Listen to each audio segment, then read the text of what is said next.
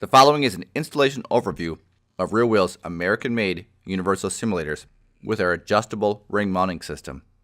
This system can adjust for both the bolt circle and the wheel depth, making it truly universal.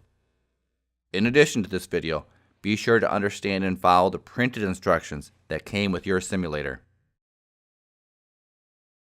The mounting ring brackets are preset at the factory to a 7-inch bolt circle.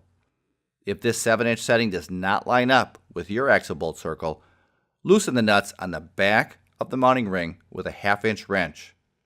The bolt circle can be adjusted from 5¼ inch to 7¼ inch. Be sure to adjust each side equally. Once the correct adjustment is determined, retighten all the nuts securely. The height of the slide brackets can be adjusted to increase or decrease the height of the ring bracket.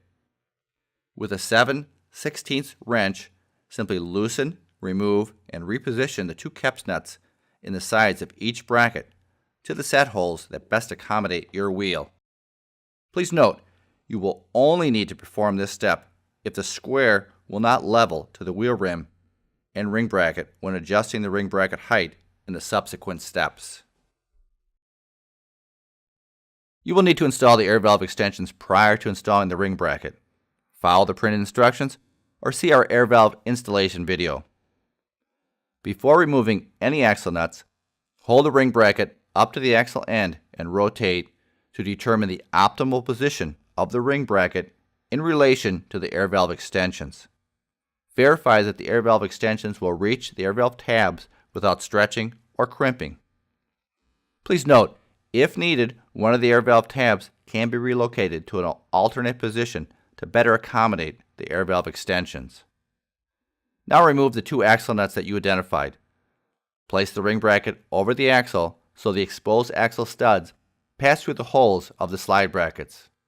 Replace the two axle nuts and tighten them securely. The slide brackets are factory shipped semi-tight. If needed, loosen the KEPS nuts slightly to enable the slide brackets to move in the slots. Using the adjustment square provided, rest the narrow end of the square against the wheel rim and the notched end of the square against the face and the inner radius of the ring bracket. The extended part of the notch should set along the inner edge of the ring bracket as shown. Position the square on both sides of the slide brackets, then all around the ring bracket. Adjust the ring bracket up or down until the entire ring bracket is level with the square. Then tighten the two KEPS nuts on each bracket securely. If needed, you can adjust the height of the slide bracket as described at the beginning of this video.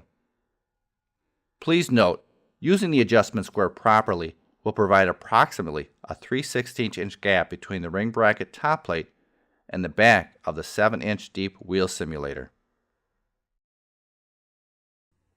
Begin by loosening the two nuts on the braided stainless steel air valve extensions so they have a space between them. The split lock washer should be on the bottom nut.